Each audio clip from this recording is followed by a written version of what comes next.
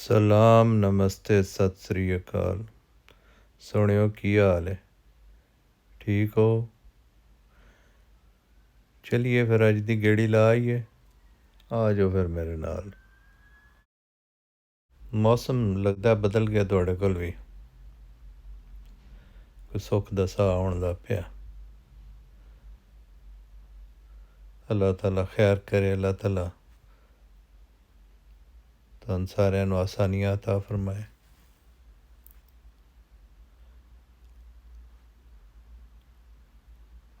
चलिए फिर सैर ते। अज तुहानूं मैं लै चलिया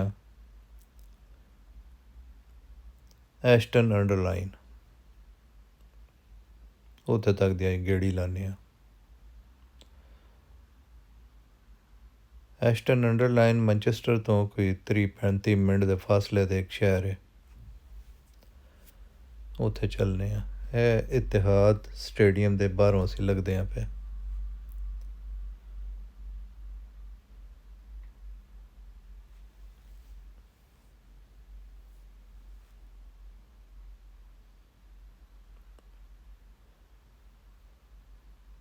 ਇਹ ਮੈਨਚੈਸਟਰ ਦੀ ਮਸ਼ਹੂਰ ਫੁੱਟਬਾਲ ਟੀਮ ਹੈ, ਮੈਨਚੈਸਟਰ ਯੂਨਾਈਟਿਡ।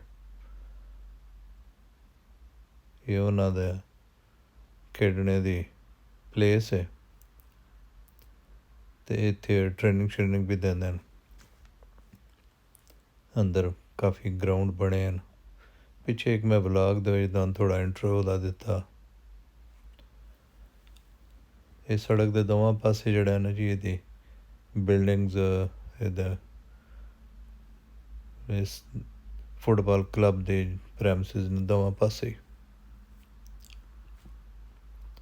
ਹੁਣ ਇਹ ਦਿਨ ਵਿੱਚ ਇੱਕ ਹੋਰ ਬੜਾ ਸਟੇਡੀਅਮ ਵੀ ਬਣ ਰਿਹਾ ਅਤੇ ਜਦੋਂ ਮੈਚ ਹੁੰਦਾ ਨਾ ਤਾਂ ਫਿਰ ਇੱਥੇ ਜਿਹੜਾ ਨਾ ਜੀ ਉਹ ਟਰੈਫਿਕ ਜਿਹੜੀ ਹੈ ਉਹ ਲੰਮੀਆਂ ਲਾਈਨਾਂ ਲੱਗੀਆਂ ਹੁੰਦੀਆਂ ਨੇ।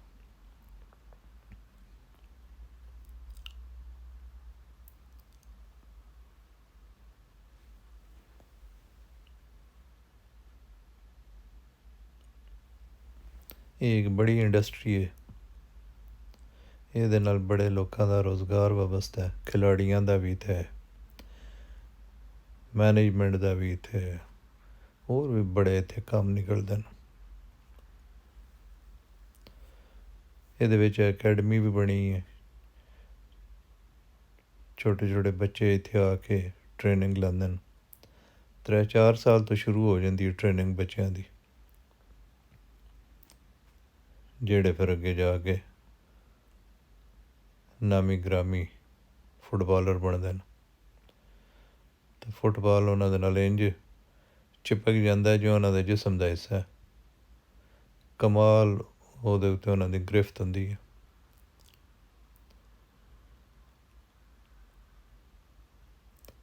ਲਓ ਜੀ, ਐਸਟਨ ਅੰਡਰਲਾਈਨ ਦੀ ਸੜਕ 'ਤੇ ਅਸੀਂ ਚੜ੍ਹ ਗਏ ਹਾਂ ਅਤੇ ਇਹ ਤੁਸੀਂ ਵੇਖਦੇ ਹੋ ਪਏ ਹੁਣੇ ਕੋਲੋਂ ਤੁਹਾਡੇ ਟਰਾਮ ਲੱਗੀ ਹੈ ਕਿ ਇਸੇ ਸੜਕ ਦੇ ਉੱਤੇ ਟਰਾਮ ਵੀ ਚੱਲ ਰਹੀ ਹੁੰਦੀ ਹੈ। ਇਹ ਵਿੱਚ ਰੇਲ ਟਰੈਕ ਵੇਖਦੇ ਹੋ ਪਏ, ਇਹ ਸਟੇਸ਼ਨ ਹੈ। ਇਹ ਇੱਕ ਟਰਾਮ ਦਾ ਸਟੇਸ਼ਨ ਹੈ। ਇਹਦੇ ਦੋਵਾਂ ਬਣੇ ਸੜਕ ਵੀ ਹੈ ਅਤੇ ਉਹਦੇ ਵਿੱਚ ਜਿਹੜਾ ਉਹ ਟਰੈਕ ਵੀ ਵਿਛੇ ਹੈ। ਅਤੇ ਬਾਅਦ ਔਕਾਤ ਟਰਾਮ ਅਤੇ ਅੱਗੇ ਅਤੇ ਪਿੱਛੇ ਗੱਡੀਆਂ ਦੌੜ ਰਹੀਆਂ ਹੁੰਦੀਆਂ ਨੇ, ਵਿੱਚ ਟਰਾਮ ਚੱਲ ਰਹੀ ਹੁੰਦੀ ਹੈ। ਵਿੱਚ ਕਈ ਦਰਖਤਾਂ ਦੇ ਰੰਗ ਬੜੇ ਹੀ ਸੋਹਣੇ ਨੇ। ਉਹ ਗਰੀਨ ਦਰਖਤ ਜਿਹੜਾ ਨਾ ਜੀ ਉਹ ਵਿੱਚੋਂ ਉਹ ਰੱਤੇ ਹੋਣਾ ਸ਼ੁਰੂ ਹੋ ਗਏ ਨੇ ਅਤੇ ਉਹ ਅਜੀਬ ਕੰਬੀਨੇਸ਼ਨ ਲੱਗਦਾ, ਖੂਬਸੂਰਤ।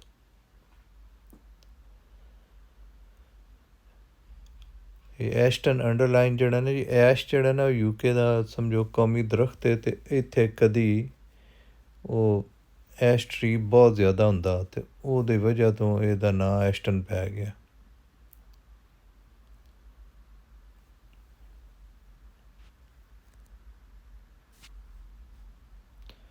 ਇੱਥੇ ਕਦੀ ਬੜੀ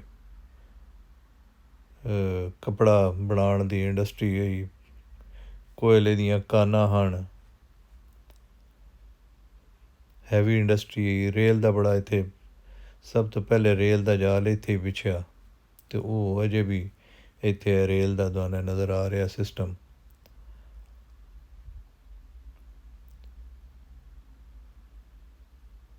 ਉਹ ਇੰਡਸਟਰੀ ਜਿਹੜੀ ਹੈ ਉਹਨੂੰ ਫਿਰ ਇੱਥੇ ਬਿਜ਼ਨਸ ਨੇ ਰਿਪਲੇਸ ਕਰ ਦਿੱਤਾ, ਕਿਉਂ ਜੇ ਇੰਪੋਰਟਡ ਸਸਤਾ ਔਰ ਅੱਛਾ ਮਾਲ ਆਉਣ ਲੱਗ ਪਿਆ, ਅਤੇ ਫਿਰ ਉਹ ਇੱਥੇ ਦੀ ਜਿਹੜੀ ਕੱਪੜੇ ਦੀ ਇੰਡਸਟਰੀ ਉਹ ਖ਼ਤਮ ਹੋ ਗਈ, ਉਹ ਕੋਇਲੇ ਦੀਆਂ ਕਾਨਾਂ ਸ਼ਾਨਾਂ ਵਾਲਾ ਕੰਮ ਮੁਕਾ ਦਿੱਤਾ ਗਿਆ, ਕਿਉਂਕਿ ਉਹ ਇਹਨਾਂ ਸੋਚਿਆ ਕਿ ਵੀ ਉਹ ਮਾਹੌਲੀਆਤ ਦੇ ਉੱਤੇ ਉਹਦਾ ਅਸਰ ਪਾਉਂਦਾ, ਅਤੇ ਉਹ ਫਿਰ ਰੋਕ ਦਿੱਤਾ ਗਿਆ। ਕਾਫੀ ਸਾਰਾ ਤਾਂ ਨਿਕਲ ਆਇਆ, ਪਰ ਜਿਉਂ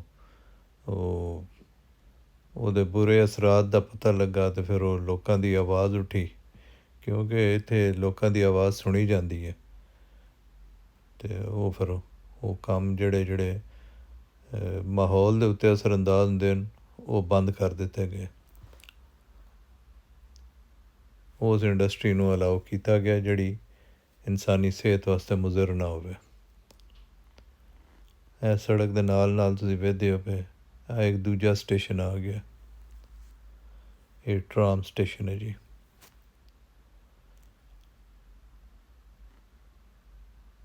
ਐਸਟਨ ਅੰਡਰਲਾਈਨ ਦੇ ਵਿੱਚ ਕਾਫੀ ਬੜੀ ਜਿਹੜੇ ਨਾ ਉਹ ਮਾਰਕੀਟਸ ਨੇ, ਬੜੇ ਪਲਾਜ਼ੇ ਨੇ, ਜਿਨ੍ਹਾਂ ਦੇ ਵਿੱਚ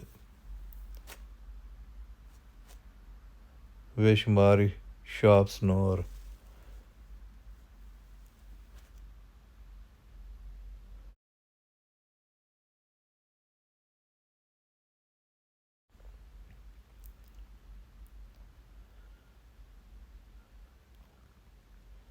ਉੱਤੇ ਜਿਹੜੀਆਂ ਤਾਰਾਂ ਤੁਹਾਨੂੰ ਨਜ਼ਰ ਆ ਰਹੀਆਂ ਨੇ, ਸਭ ਜਿਹੜੀਆਂ ਟਰਾਮ ਦੀਆਂ ਤਾਰਾਂ, ਅਤੇ ਉਹ ਬਿਜਲੀ ਨਾਲ ਚੱਲਦੀ ਹੈ ਟਰਾਮ, ਉਹ ਪੂਰਾ ਇੱਕ ਜਾਲ ਵਿਛਿਆ। ਇਹ ਦਰਖਤ ਵੇਖੋ ਉੱਤੋਂ ਰੱਤੇ ਹੋਣੇ ਸ਼ੁਰੂ ਹੋ ਗਏ, ਸੁਰਖ ਹੋਣੇ, ਅਤੇ ਕਿਤਨੇ ਪਿਆਰੇ ਲੱਗਦੇ ਨੇ।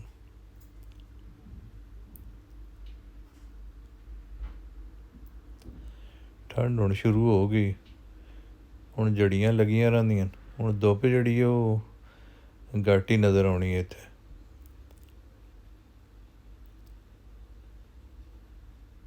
ਹੁਣ ਇੰਝ ਦਾ ਮੌਸਮ ਹੀ ਰਹਿਣਾ।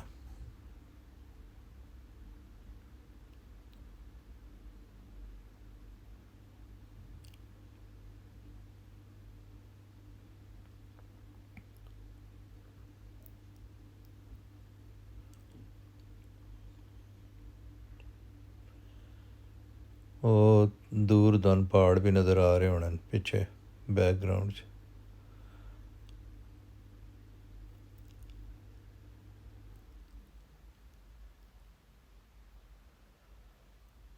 ਇਹ ਸਾਹਮਣੇ ਜਿਹੜਾ ਨਾ ਜੀ, ਇੱਥੇ ਇੱਕ ਬੜਾ ਵੱਡਾ ਆਈਕੀਆ ਸਟੋਰ ਹੈ। ਸੇਂਜ਼ਬਰੀ ਦਾ ਇਹ ਵੀ ਗਰੋਸਰੀ ਸਟੋਰ ਜੇ ਬੜਾ ਵੱਡਾ। ਅਤੇ ਆਈਕੀਆ ਜਿਹੜਾ ਨਾ ਇਹ ਸਵੀਡਨ ਦਾ ਬ੍ਰਾਂਡ ਹੈ, ਅਤੇ ਇਹਦੇ ਵਿੱਚ ਤੁਸੀਂ ਘਰ ਦੀ ਹਰ ਸ਼ੈ ਜਿਹੜੀ ਨਾ ਜ਼ਰੂਰਤ ਦੀ, ਉਹ ਨਹਾਉਣ ਵਾਲੇ ਮੱਗ ਤੋਂ ਲੈ ਕੇ ਅਤੇ ਪੂਰਾ ਕਿਚਨ, ਸੋਫੇ, ਫਰਨੀਚਰ, ਹਰ ਸ਼ੈ ਤੁਹਾਨੂੰ ਆਈਕੀਆ ਦੇ ਵਿੱਚੋਂ ਲੱਭ ਜਾਂਦੀ ਹੈ।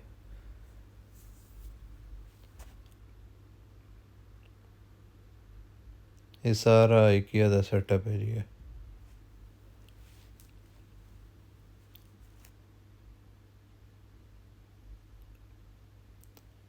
ਇਹਨਾਂ ਦੀ ਮੈਨੂਫੈਕਚਰਿੰਗ ਜਿਹੜੀ ਹੈ, ਇਹ ਬ੍ਰਾਂਡ ਸਵੀਡਨ ਦਾ, ਅਤੇ ਮੈਨੂਫੈਕਚਰਿੰਗ ਸਾਰੀ ਚਾਈਨਾ 'ਚ ਹੁੰਦੀ ਹੈ।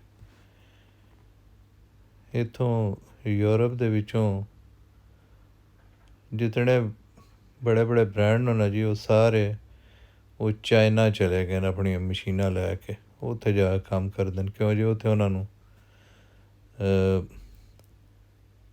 ਜਿਹੜੇ ਵਰਕਫੋਰਸ ਹੈ, ਲੇਬਰ ਜਿਹੜੀ ਉਹ ਸਸਤੀ ਮਿਲਦੀ ਹੈ, ਬਿਜਲੀ ਸਸਤੀ ਮਿਲਦੀ ਹੈ।